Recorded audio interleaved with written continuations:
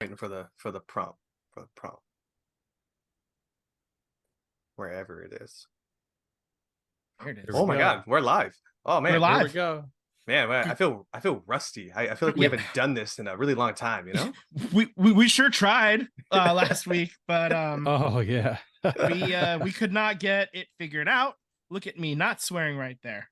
Go Ooh, me, that's not ruining our view counts or whatever, getting you, pushed down. you've got another 4 minutes to go, bud. Yep. 4 minutes. How you I guys got a been? timer. How's your week been? So how's your 2 weeks been?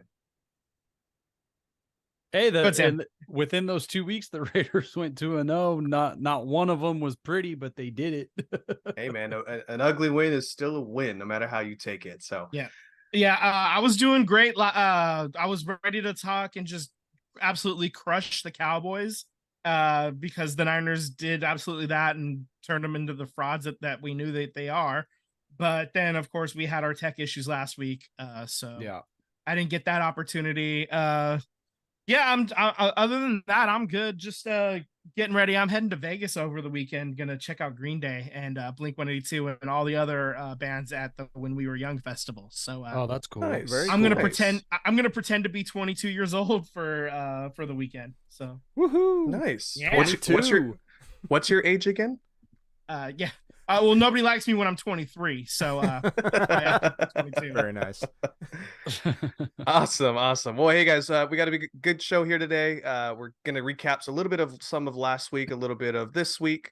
We got NFL scores to kick us off here, some playoffs to get into with baseball.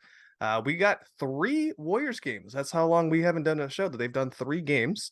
I'm gonna touch into some football this side of the pond and the other side of the pond, and hockey's back, baby. So without further ado, Vince, let's go ahead and run down these scores. All right. On Thursday, the Chiefs beat the Broncos 19-8.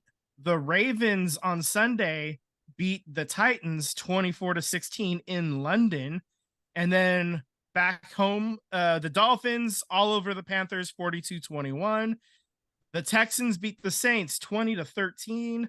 The Commanders over the Falcons 24-16. The Jaguars beat the Colts 37-20. The Bengals beat the Seahawks. Thank you, Cincinnati, 17-13. Vikings outlast the Bears 19-13. The Browns ended up beating the Niners. We'll get into that. The Raiders, Sam already mentioned it. They won 21-17. The Lions beat the Buccaneers 20-6. The Rams beat the Cardinals 26-9. The Jets beat the Eagles. We'll get into that as well in a little bit, 20-14. The Bills on Sunday night beat the Giants barely, 14-9. And right now, Monday Night Football, it is 7-0 Chargers on top of the Dallas Fraud Boys. So we'll keep you updated on that game as we go. You want to go first, Vince, or you want me to go first? So yeah, I'll go first. Right. Obviously the offense played poorly. It was the first like really truly bad game that we've seen out of Brock Purdy. It was raining. There was just a litany of bad calls, but the bad calls were happening on both sides. So I'm not gonna like really dive into that. The rookie kicker misses 2 field goals, but the Cleveland Browns kicker missed a field goal as well. So I mean, just like it was just a terrible game. Nothing was going right, and then to lose CMC and Debo throughout the course of the game. Debo was even earlier in the game. It's one thing when you don't have somebody like Nick Chubb, but he hasn't been around since like week 2. You're planned for that. You know he's not coming back. When you go in game planning to have 2 very crucial pieces and then you lose them, it's kind of tough to recover if you're not ready for it. Brandon Ayuk had a bunch of drops too. Honestly, it was just a sloppy game. The defense it was pretty also well. Raining over there though too. It was wet. Yeah, it was raining. It was raining pretty good. I saw balls slipping out of hands all the time. There should there's no excuses. They played like crap, but in the end, I'm not gonna like jump off the bridge or anything like that. I'm not viewing this as the beginning of the end of Brock Purdy or anything like that. This is just Yeah, it's his first bad game. It's a bad game. And It you know happens. what? I'm not They worried. but the thing is, they were still in position to win, and one of those kicks was a game winner. Yeah, he Brock actually ended up doing his job. Yeah, That's the other exactly. part. He did the job. He got them into position to kick a reasonable field goal. It wasn't like he left Moody with like trying to kick a 62-yarder in the rain or anything. He got them. It was about a 40-ish yard kick. I don't recall how far exactly it was, but it was a little over 40, I think, but it was makeable, And he just he pulled the first one that he missed. He pushed the one at the end of the game. It was just a bad day for the kicker, and he had his whole family there apparently too. So I don't know if somebody was like in his head, somebody in his family just said something and it just fucked up his mind or something. I don't know. I made it clear the 5 minutes before I dropped that F-bomb. Look at me. All right. So yeah, that's what else can you say? It was a bad game. The Miami Dolphins, the 72 Miami Dolphins, they are popping the champagne because Tyler, your boys lost as well. You want to tell us about that game? Yeah, I mean, that was a perfect game to capitalize, for the Eagles. And, I'm enjoying that the 49ers are the focus of media, to be honest with you, because last year it seemed like the Eagles were a lot of the media attention. The only real media attention that the Eagles are really getting is the whole tush push, brotherly shove, and ban this or don't ban it. So that seems to be the biggest topic of debate when you're talking about the Eagles. So, I think if we would have won that game, it probably would have brought a little bit more spotlight onto the team. Now they're the only undefeated team, but things happen.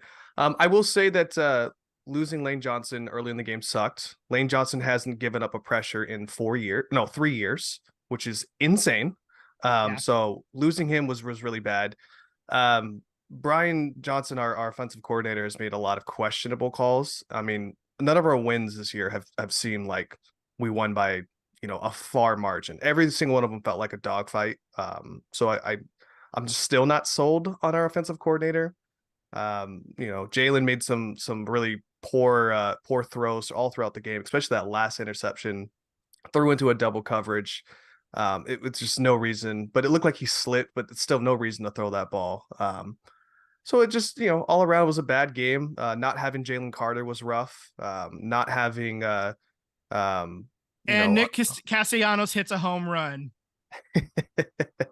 He loves interrupting media, doesn't he? That's like his thing. Yeah, that is kind of his thing. Phillies are up 3-0. We'll get into baseball in a little bit, but go ahead as you were. Sorry. Yeah, so not having the opportunity for the joke, had to take it. Not having Slay either really hurt. So there is a lot that needed to be next man up for the defense, and it just didn't happen. I will say our secondary is terrible. I've been saying it all year. Bradbury playing that nickel slot because he's used to playing tall receivers like Mike Evans and things like that from where he came from to now playing with a lot of speedy guys. So they put him in a cover nickel. He's getting torched like every single game. So there's definitely needs to be some safety help coming down the line. I'm looking at the Denver Broncos. I'm looking at there's another central team that I'm drawing a blank right now. But anyways, I'm looking at both those teams because they have safeties that, God, we need some help. And then I think on top of that, we need to figure out this offensively. This offensive coordinator has been doing some terrible play calls. And if we don't have our defensive studs in for next week against Miami, forget it. We're losing by 40 points. Like there's no way you're going to outshoot Miami if you don't have your defensive players, and you're in this game plan offensively. It's not it right now. So that's my opinion. That's my take on it. I'm not taking the blame for one person. It's a collective team effort, but we got to do better, especially against Miami. We have to be better. Fair. So now to the happiest of us, Sam. But am I happy though? Am I happy? I mean, the Raiders secured a victory against the Patriots, and Josh McDaniels actually extends his undefeated record against the Patriots and his former guru in Bill Belichick. And it also denied Bill Belichick his 300th career victory, regular season and postseason games combined. That would have been wow. Yeah, go ahead. No, nothing. I was gonna say that would have been wild to do it against the Raiders. I mean, yeah. So that history didn't do that. So go Josh. Unfortunately, the Raiders offense still faced a lot of challenges throughout the game. We saw another Jimmy G Interception again, not entirely his fault. How about another Jimmy G injury? Another Jimmy G injury. Unfortunately, that interception was in the red zone. That interception could have put the Raiders up, 10-0 at the time. Jimmy G gets hurt. Hoyer steps in the second half and had a couple of good passes, but overall the Raiders offense still struggled to find any type of consistency. The running game proved largely ineffective, even though Josh Jacobs ended up with 75 yards. It was an ugly 75, and nothing like there still haven't been breakaway runs. And I don't know if that's the offensive line. Josh Jacobs, whenever Josh Jacobs does get out into spacing, he looks like an effective running back. So I just feel like the offensive line is not playing up to its potential. The passing game showed some promises, but overall the offense is still very lackluster. You got 2 points from a safety. So I can't even really count those because the offense didn't do anything. So 19 points again, you get the win, but it's really not enough. Defensively, I mean, this is the first time the Raiders got I would say a defensive win in, 10 years. So defensive coordinator Patrick Graham, his strategy proved to be effective enough to hold the Patriots offense back. Mac Jones, it's really hard to judge Mac Jones because this team is terrible. He made some goofball throws, like that interception he threw. Yeah. That was terrible. That's on him. But this Patriots roster, I don't think we've seen a more depleted roster since like the early Drew Bledsoe years, with Bill Belichick. You're talking like 20 years. This has been the worst roster in 20 years for New England. Defensively, they did what was necessary to win. They got an interception themselves. They had some timely sacks. And then, of course, they had the safety towards the end of the game. But this game, overall, it's the same sentiment that this game should have been a blowout in the Raiders' favor. And that's with Jimmy G in the first, quarter and a half. That opening drive, you go, I have it here, 8 minutes, 15 plays, and you settle for a field goal. I mean, you own half the opening quarter. Sounds familiar. You need a touchdown there. The second drive, even if you have to settle for a field goal or a touchdown, you're up 10 or 14. It just, again, this Josh McDaniels offense just leaves so many opportunities on the field. You almost lose Davante Adams for the year on that big hit.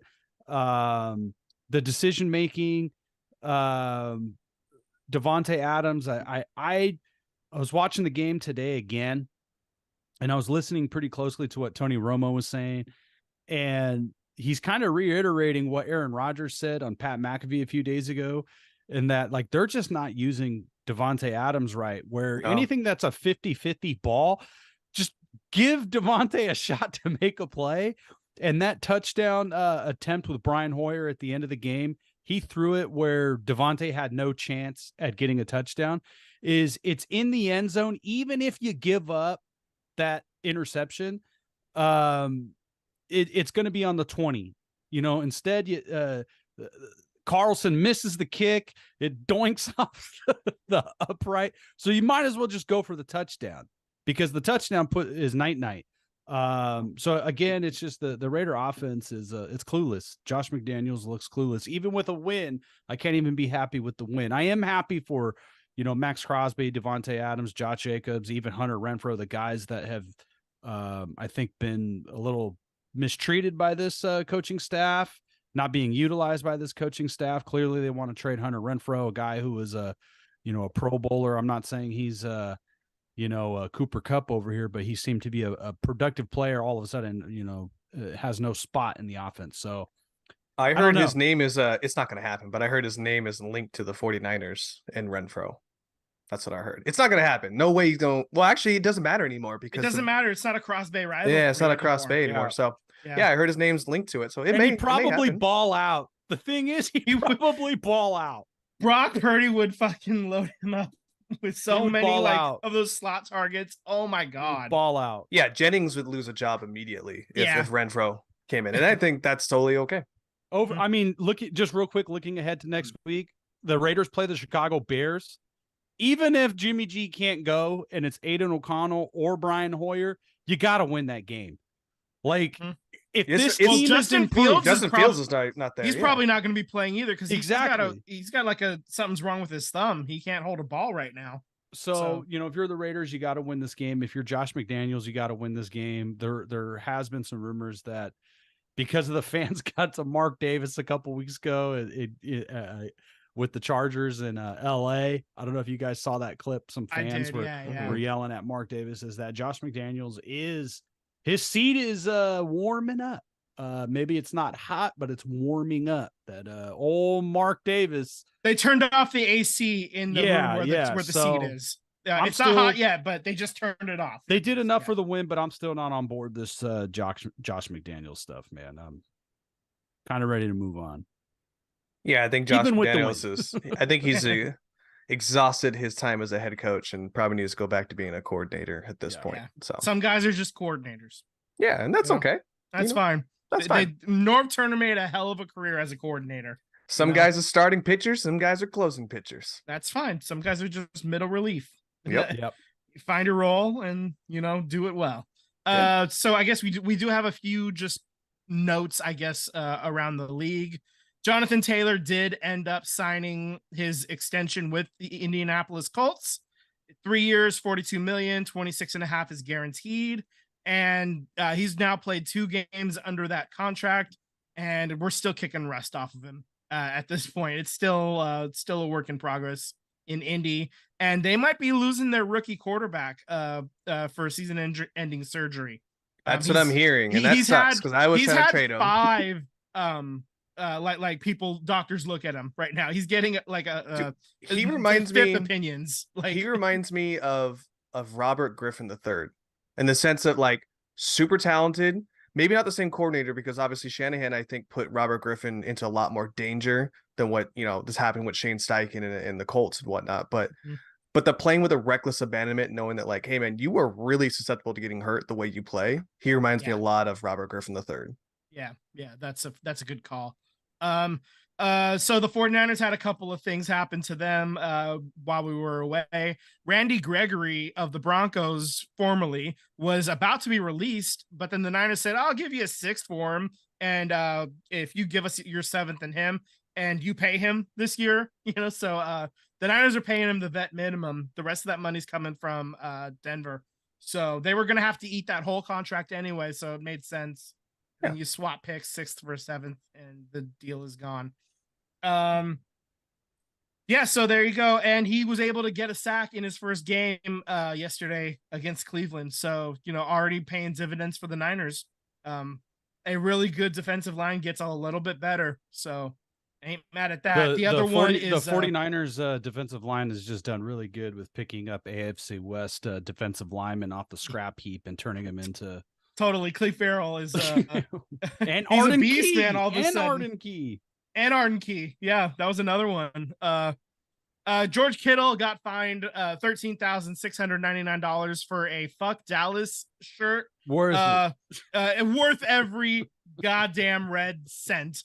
It was beautiful. It was an homage to Gary Plummer and some of the old 49ers of the 90s with that rivalry. When it was heated up, and these are 2 teams that don't like each other again, and it's lovely, and it makes me feel good when Dallas loses. Seeing Dallas lose gives me almost as much joy as seeing the Niners win.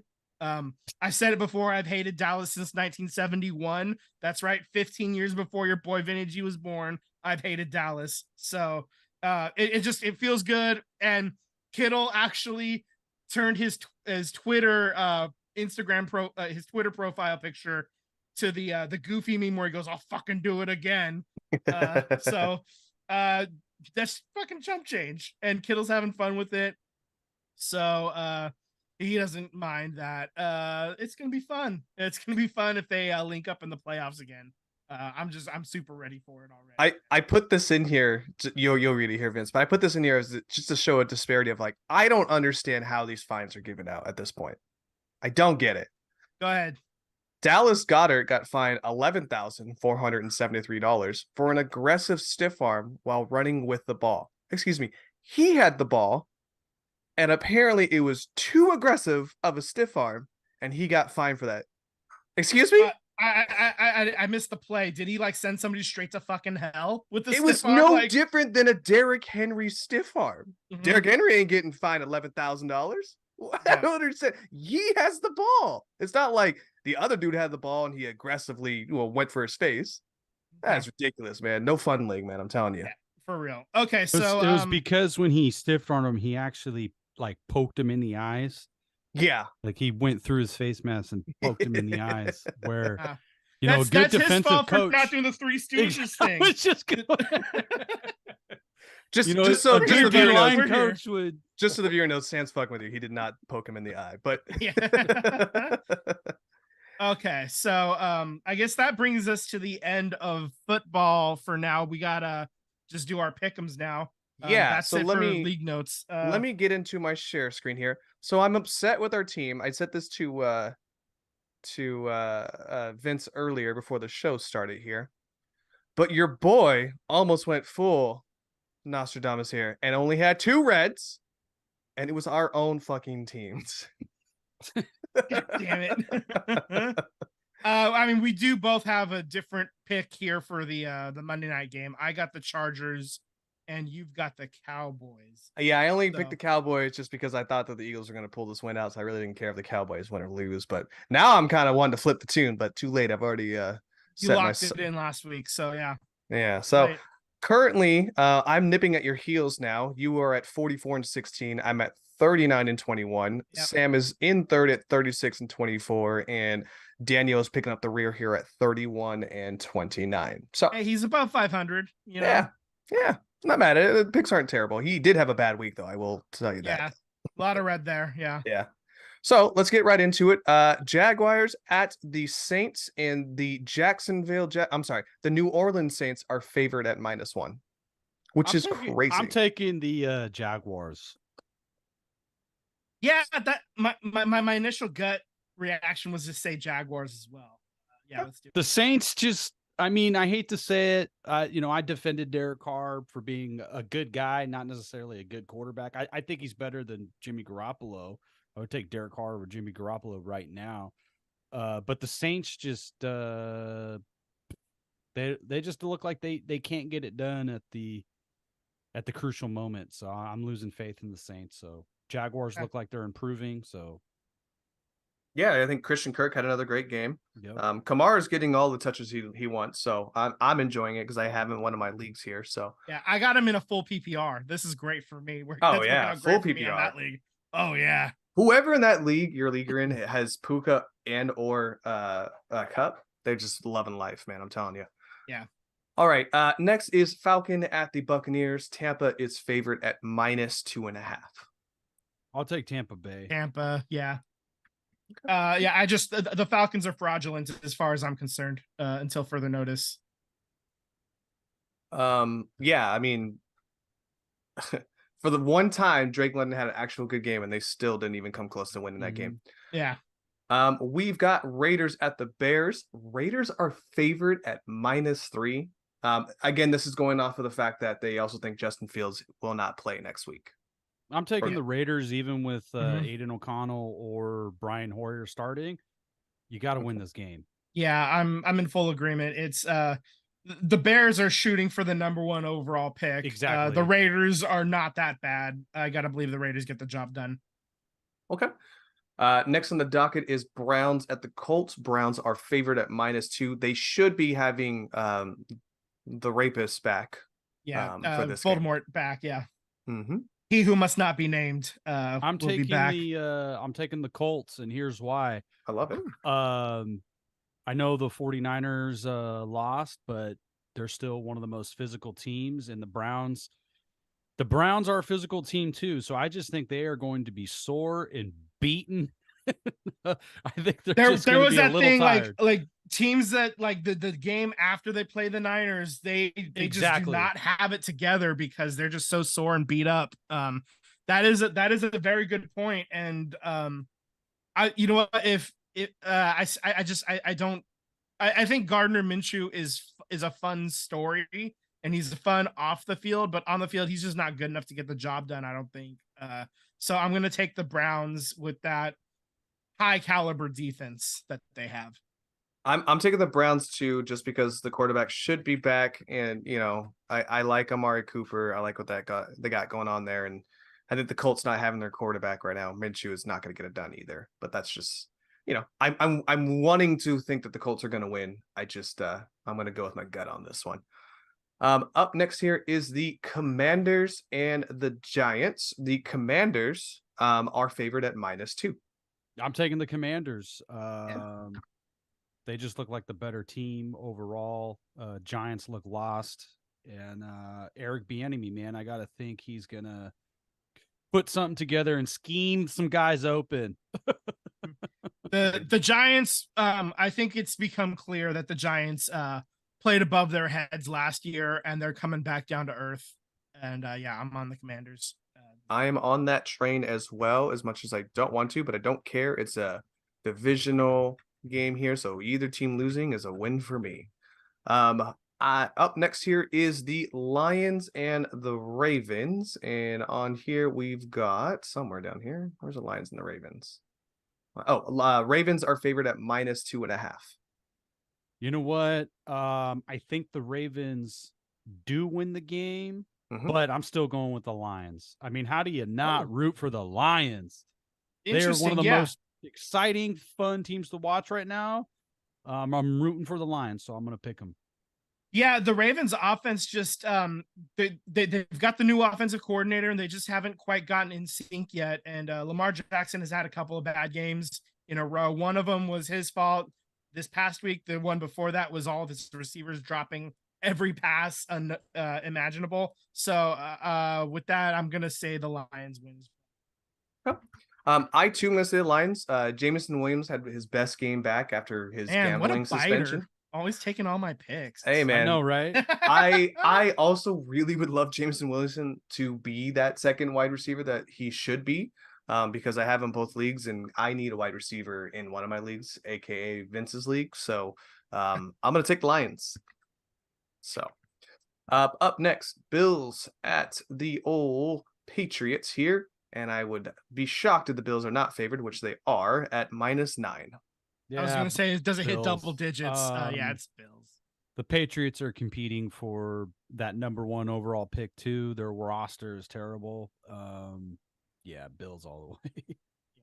I would assume you're going to go that route, right, Vince? Yeah. I said it like kind of at the same time Sam did. So we got everybody picking Bills in stereo.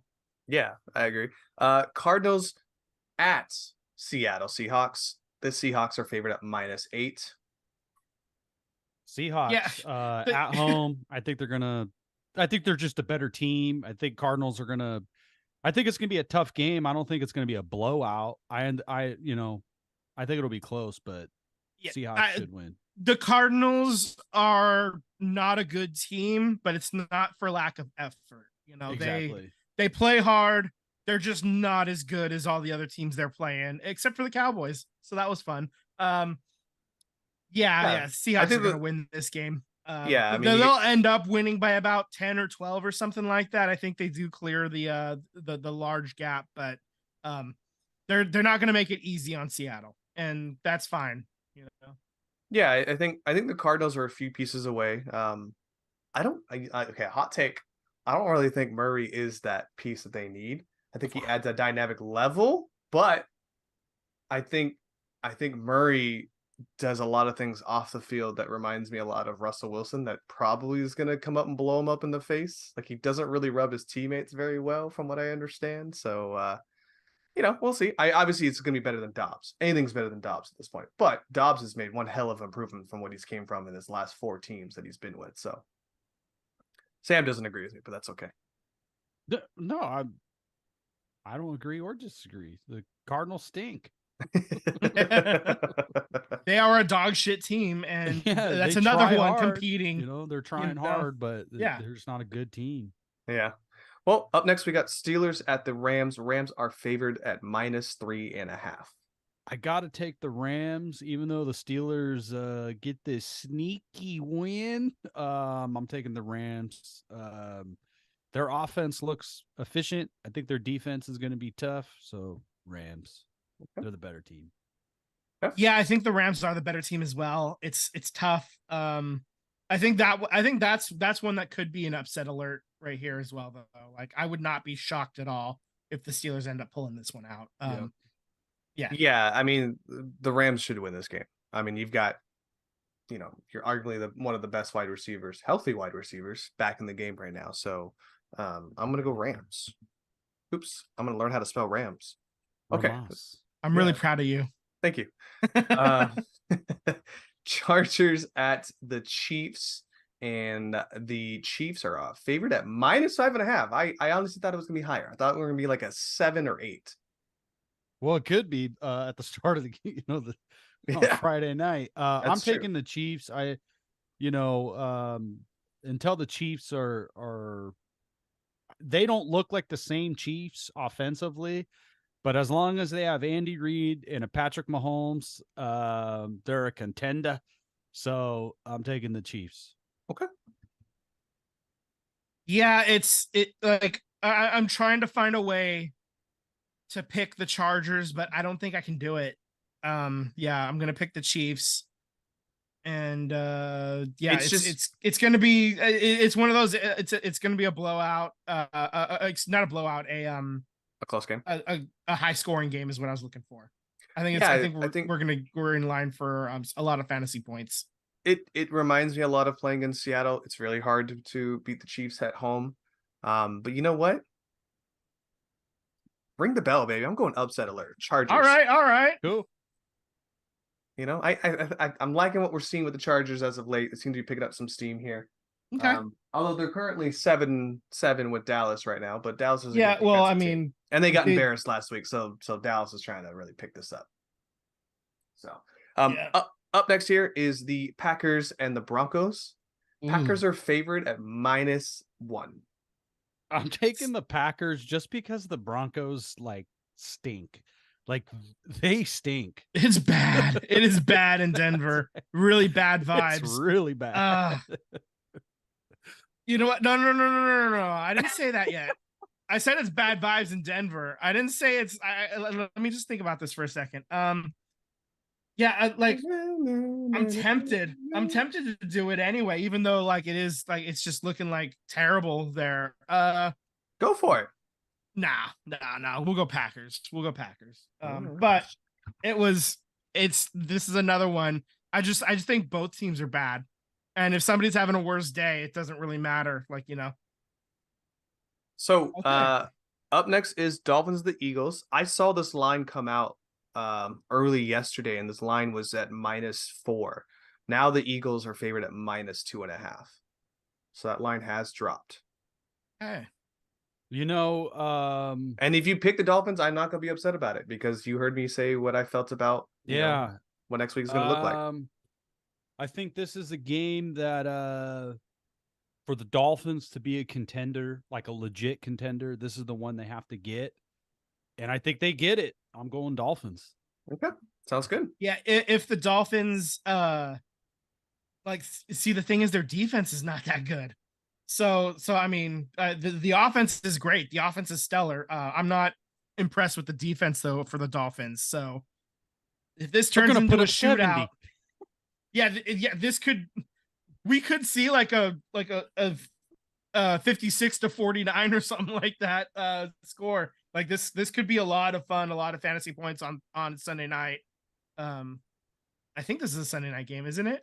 It is, yes. Yeah. Okay. It should be if it ain't. Yeah. Flex that bad boy in there. Oh my God. Yeah. I think it's the only Sunday night game. Yeah. So I would say I'm gonna, you know what? I think it turns into a shootout, and I think the Dolphins end up winning that shootout. Raheem Mostert gets 3 more touchdowns because that's what he does, right? Apparently. Well, Carter's going to play the next week. Okay.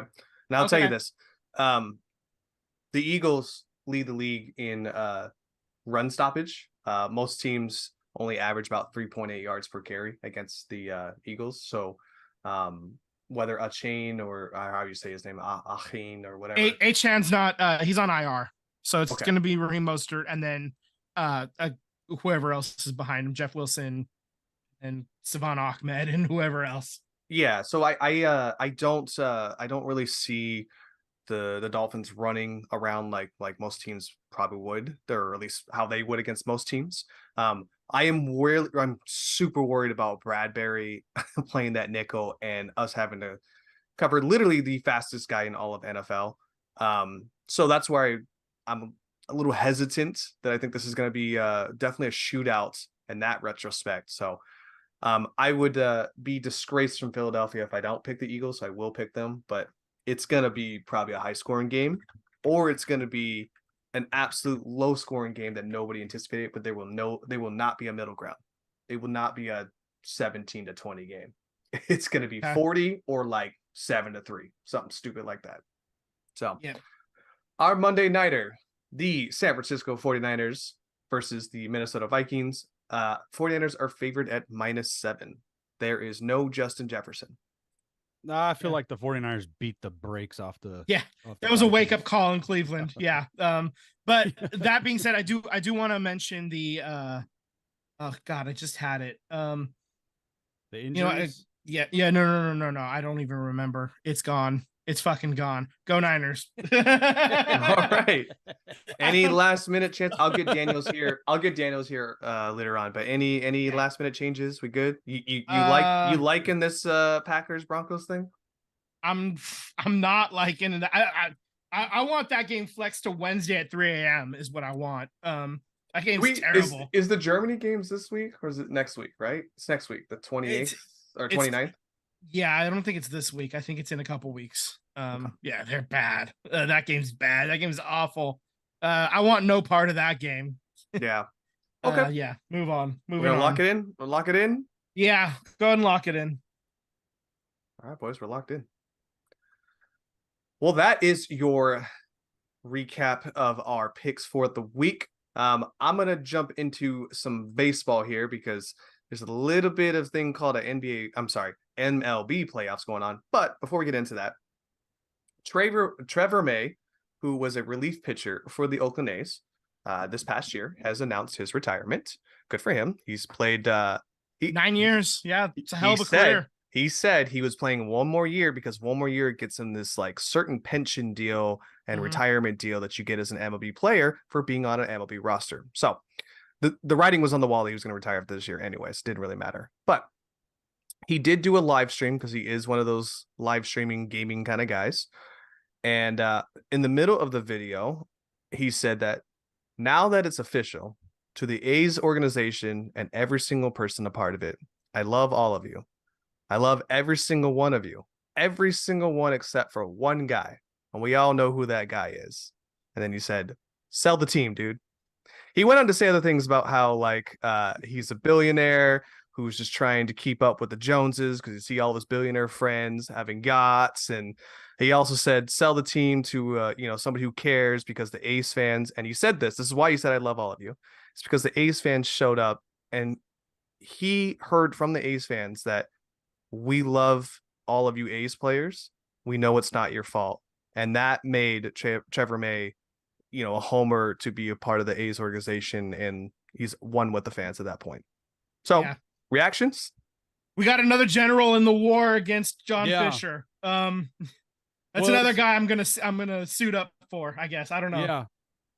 Yeah. There's been a lot, like not a lot coming out on the Las Vegas or A's front, but there's been like a lot of talk around it. So there's been, people who are in Las Vegas trying to spearhead this stadium deal. There's been some pushback. There's been some for it. There's been a lot of dialogue about it where I've seen some fans talk about, well, if the A's stay in Oakland, you still have John Fisher, and part of it, some people I think are, if you could get an expansion team in Oakland, then you're not dealing with John Fisher. Maybe that expansion owner is Joe Lacob, or maybe Joe Lacob somehow can buy the A's, but he can't buy the A's unless they're for sale. Same thing if they move to Vegas, where that's kind of, clearly the A's franchise is being held hostage by John Fisher. And it's exactly what Trevor May is saying. It's being used as a bargaining chip to keep up with the Joneses, because it's the hip thing to do financially is to own a sports team. But you're holding a city hostage, you're holding money hostage, you're holding players' careers hostage. It's just a really bad look for the A's, but it's also a really bad look for MLB that just, these teams deserve to have a home and not be used as leverage for a billionaire's piggy bank, So I'm glad he said it. Trevor May was when the rule changes at the beginning of the year, the stealing and the pinch count, the clock and everything. We actually talked a lot about it on Twitter. So he was one of the few ball players that would actually have full-on conversations with the fans, and it was pretty cool. So great career, to go 9 seasons. I didn't 9 more make seasons it, than literally I didn't make statistically it. everybody else. Yeah.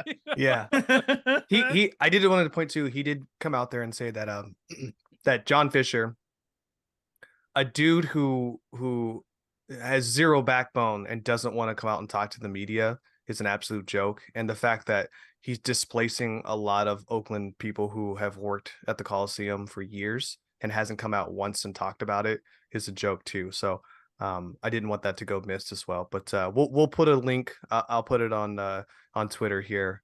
I'm not calling it X.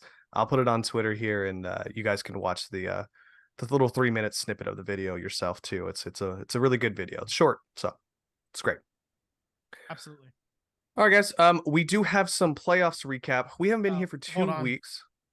Sam, you're tapping out now, right? Yeah. Yeah, guys, I'm gonna call it a little early. But thank you so much for everything. You guys got the rest of the show. Yeah, we got you, bud. All right, buddy. All right, get Take better. it easy, bud. Later, guys. Later. So we have some playoffs to recap because 2 weeks has already gone by. Yeah. And in that 2 weeks, we suck at picking baseball teams. We really do. We're the worst. Oh, damn. So you know what? Shame on me. I'm an Eagles fan. Maybe I should have just subconsciously. I'm not a Phillies fan. I will say that. I'm obviously an A's fan, but I should have subconsciously picked the Phillies, knowing that they got eliminated from the Braves last year. They had a chip on their shoulder to go out there and beat the brakes off the Braves, and they did that out of 3 out of those games there. So Phillies eliminate the Braves. Did you see or have in your brain an inkling that the Diamondbacks were going to eliminate the Dodgers? I did not. No, of course not. No. They're like half of Arizona's probably 3/4 of Arizona's fan base didn't have them eliminating the Dodgers. Yeah. The Diamondbacks are very much a just happy to be here kind of story, man. This is great. And now this is icing on the cake. They're playing the Phillies in the NLCS. And I think the Diamondbacks, we all thought they were maybe a year or two early arriving at this point. It's much like the Giants of last year. I mean, the Giants had a better record, but just there was no reason for them to be there, but they were there, Yeah. So. Right now, game 2, Philly is up. I think it's 4-0 last I checked. Game 1, actually. Oh, it's game 1, but they're up. They're up 4-0. Yeah. Yeah. In there, also the Rangers and the Houston Astros are playing, our most favorite team. But the Rangers are putting in work. They are up 2-0. They won the first game 2-0, and they won today 5-4. I will say this: I have caught some bits of the ending of the games, and they keep putting Aroldis Chapman in. And I'll tell you right now, stop putting Aroldis Chapman in, Bruce Bochy, because the Astros have figured him out quite well, and the movement on his fastballs ain't like what it used to be. So he's getting torched. I think he's got like a 7 ERA right now in like 3 innings of pitching work. So pull him out of that. Yeah. Time to turn it over to somebody else. But Yeah, like at this point, like it's a battle for Texas for the ALCS, and honestly, that just makes me mad because uh I'm someone who will mess with Texas. Fuck Texas. That's right. I said it. You want the smoke? That's fine. Texas sucks. All your sports teams suck. That's right. I said it. The Rockets, Kokek rocks. Rockets. Get it? See what I did there? Yeah, yeah. Don't bring none of this Dallas Stars nonsense here, too. Joe Pavelski's the only person I give a damn about, the only athlete I like in the entire state of Texas. And that's because he was a Shark for freaking ever. So that's it. That being said, I will be cheering for the NL team in the World Series. You know, Diamondbacks or Phillies, I don't got a problem with either one of them, you know, but yeah, I went to Arizona for my bachelor party. We went and saw a Diamondbacks game. So that was nice, you know. Yeah.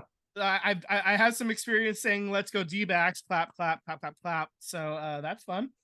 Yeah. So that's where I am at with baseball. That pretty much covers it for me, man. Yeah. Yeah. Go National League. You are accurate. The Phillies are up 4-0 on the bottom 4 right now. Yeah, plenty of time. You know, the Diamondbacks have got some fast players, so get some steals, get some timely hits. This could all turn around in an inning. So, yeah.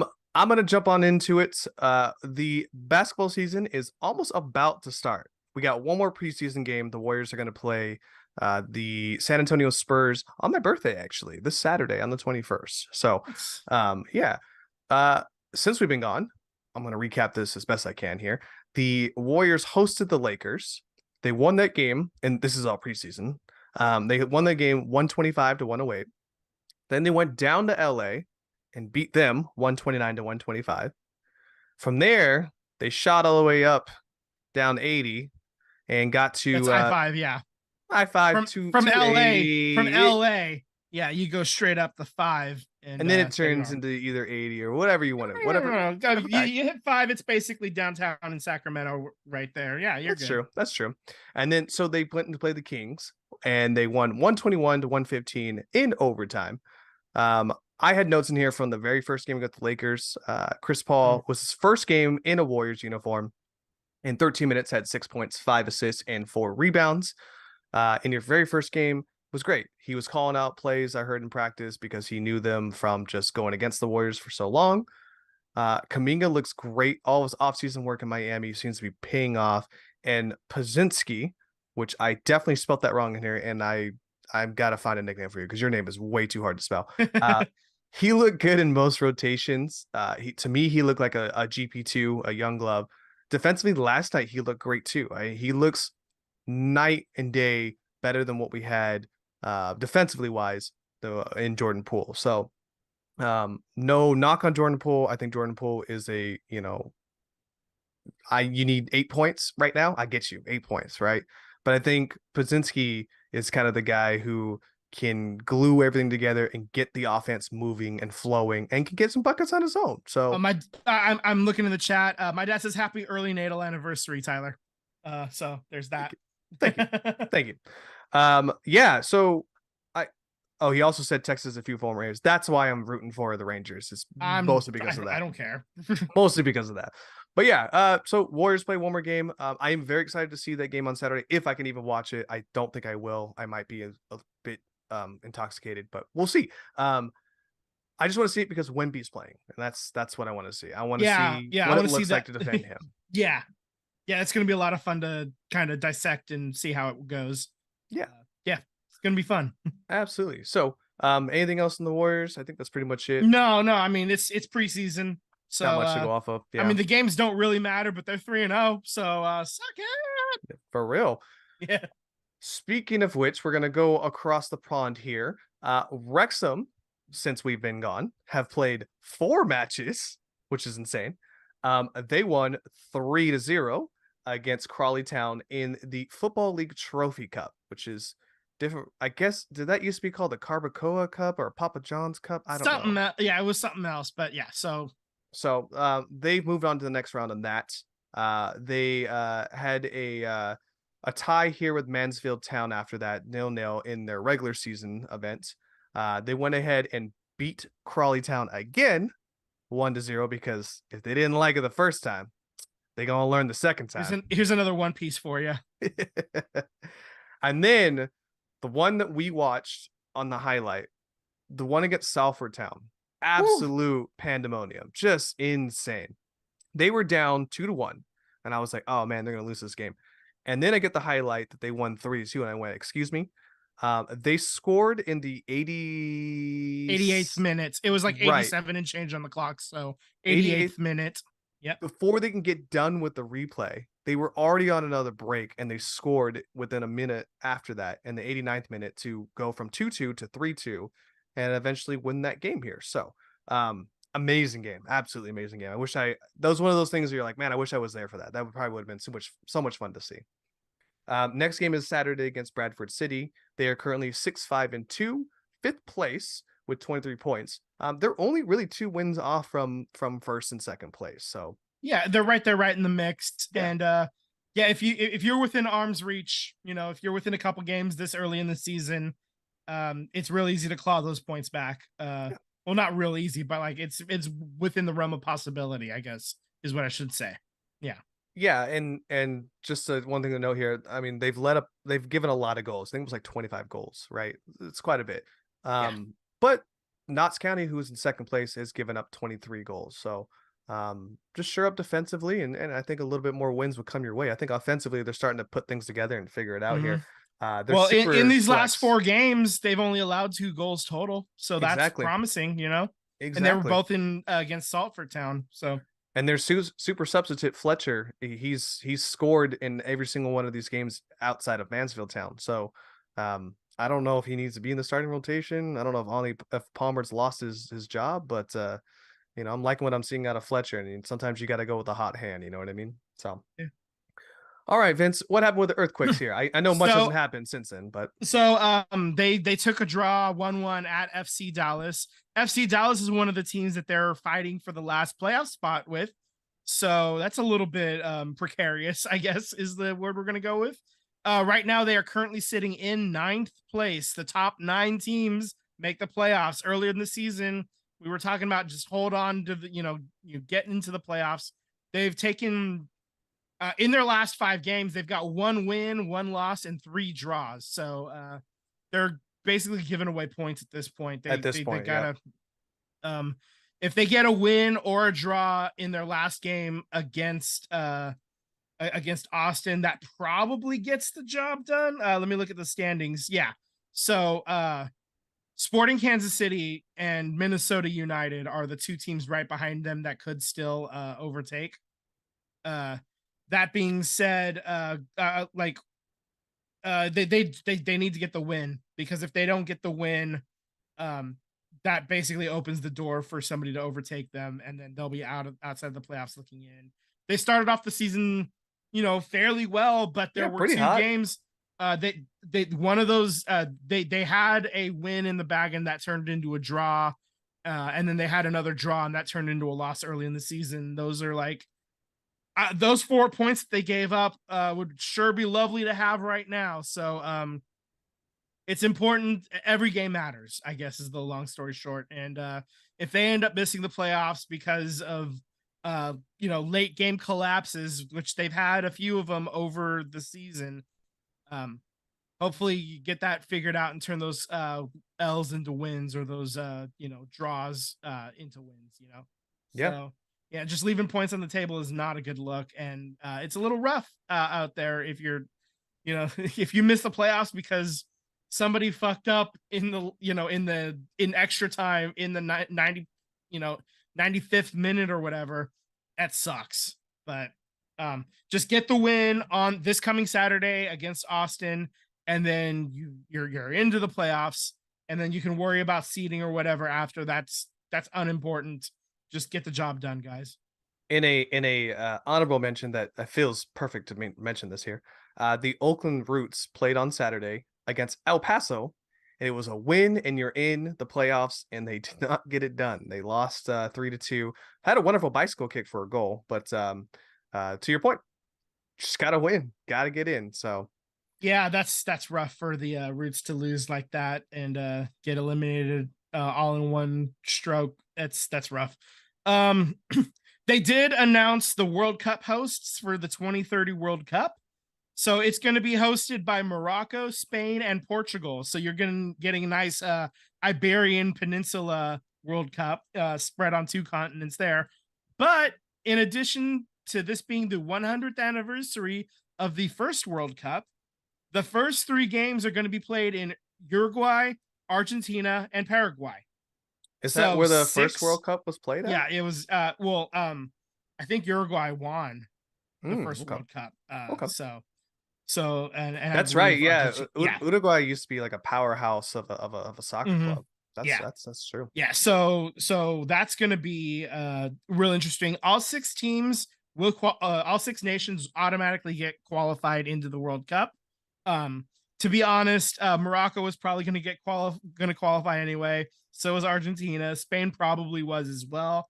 And then Uruguay was probably like borderline qualifier anyway. So I mean, Portugal would have as well. Like 5 out of 6 of these teams, I only question whether Paraguay would have qualified or not. That would have been maybe borderline. Like, and also they expanded the field anyway to 48 nations from 32. So so there's a lot more of the world. A quarter of the world countries are going to be in this basically. There's 200 and something, almost 50 qualify. That's it means a lot more nations have some skin in the game. A lot more nations have a chance to play in front of the world and get more eyes on their nation, get a little more coverage. I mean, yeah, it's going to be a lot of fun in 2026 when it's here. Yeah, especially here in the Bay Area, because I would have to believe Levi's Stadium is I believe that's they're planning on hosting games here. So whether USA plays here or not, if we get if I end up watching Ireland versus Korea or something, getting that game, I'm gonna go to that game. Yeah, I'm going to the local game. That's gonna be so much fun, and I'm so excited for the World Cup. And what's most exciting is we already have the infrastructure in place. And I don't have to wake up at 4 a.m. to watch a game. Exactly. Yeah. This last one was a little rough on the old body clock. I see this is the first. Well, that 2030 will be the first World Cup to be hosted across multiple continents, which that's pretty cool. Across 3 continents. Yeah. That's pretty cool. Yeah, I had to geographically map myself. I'm like, wait a minute. Oh no, it's all North America. Never mind. We just in 3 different countries. So, but yeah, where the bulk of North America is just hosting in 2026. We've got America's pants, and America's top hat. If you want to refer to it that way, sure. But I'm going to show some respect to Canada and Mexico. Thank you. I did. That's why they're the top hat, so I tipped their hat too. Yeah, but then Mexico's pants, and that's weird. You're not gonna drop your pants for that's gross. See, you made it weird. You made it weird, and then I made it weirder. That's what happened. I will say Mexico's president has turned Mexico around 180 from where it was like 4 years ago. So yeah, shout out to Mexico. Their dollars increased, so good for them. Good for them. But I digress. Hopefully this is not a geopolitics podcast. Hopefully Team Mexico can also turn it around, because they've been yeah. Okay, so I think it's time to switch gears to hockey finally. The new season has officially begun. The Sharks started off hosting the champion Golden Knights, and they started off good. The first 38 minutes, they were with it. They were playing tough. And then at the end of the second period, they let 2 goals in, and they end up losing the game 4-1. In the third period, they let another one in. And then we turn around back on Saturday. They host Colorado, another betting favorite for the championship to get the Stanley Cup, excuse me. And then they take them the distance, and the new goalie Blackwood looked amazing. He had more than 50 saves, and he was a brick wall. But the Sharks do end up losing in the shootout. So they are 0 wins, 1 loss, and 1 overtime loss. That is 6th in the Pacific. The upcoming games is not any easier. They got Carolina and Boston. So basically, who made this schedule for them? The top 4 teams that you like that are betting favorites to win the Stanley Cup all come to San Jose to open the season. That's rough. Somebody in the schedule office really just like does not like the color teal. But like Nashville's not a joke either. That team could make the playoffs too if they really wanted to. Nashville's always a tough customer for sure. So no favors were done to the Sharks with the schedule setup. And I said earlier in the last podcast that we want to see improvement. Well, you're going to get a good measuring stick, at least to start the year, if nothing else. You can see where you're at and then how much better you can get from there. I mean, I'm glad they were able to take Colorado to the shootout.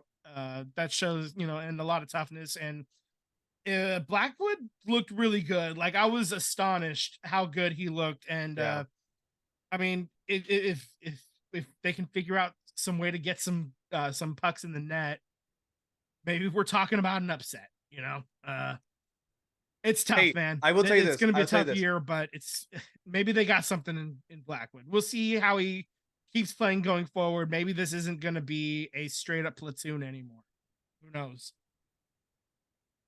Wait, the Sharks have lost 2 games, right? Yeah. How are they one loss and 1 overtime loss? In the NHL, if you take a team to overtime or to the shootout, you get a point. They don't do a straight wins and losses. They give you 2 points for a win, 1 point if you take it to overtime. So it's stupid. But I did see that like our Sharks goalie. Now I don't know if he was not playing both his games, but he leads the leagues in not allowing goals, which is kind of crazy. No, the save percentage, that's Blackwood. Mackenzie Blackwood is the he's leading in save percentage because he faced 50-something shots and turned all but one of them away. So that'll do it. That'll lead you in save percentage. And right now, Kaapo Kakkonen is the other goaltender. He probably needs to play a little bit better if he's going to keep seeing playing time. You mean he's going to go to like the CHL? No. Like he'll be the backup. And then maybe, we'll see what happens. Assuming both goaltenders stay healthy and are with the team the entire season, I think the plan initially was probably Kakkonen 46 games and then the rest to Blackwood. But if Blackwood keeps playing like this, maybe it's the other way around. Maybe Blackwood ends up getting 50 games or something like that. Maybe he just ends up taking the full starter duties away. That's something to look forward to. See how that shakes out in the early part of the season. Man, I hope he doesn't turn to like all the other Sharks goalies where like they're just kind of middle of the road with us, and then they go to another team, they're like one of the top goalies. We'll see. Well, the Aiden Hill thing, the what happened there was he ends up in Vegas, and Vegas has a stellar defense in front of him. So it's really just like the only things that are getting through are really tough shots, and then and a couple of basic shots that are like wide open or whatever. So do you think he didn't have to make a lot of saves to like get the job done? He didn't have to work quite as hard as like somebody else because the defense was good in front of him, less shots coming at him. Do you think Bernsey was more?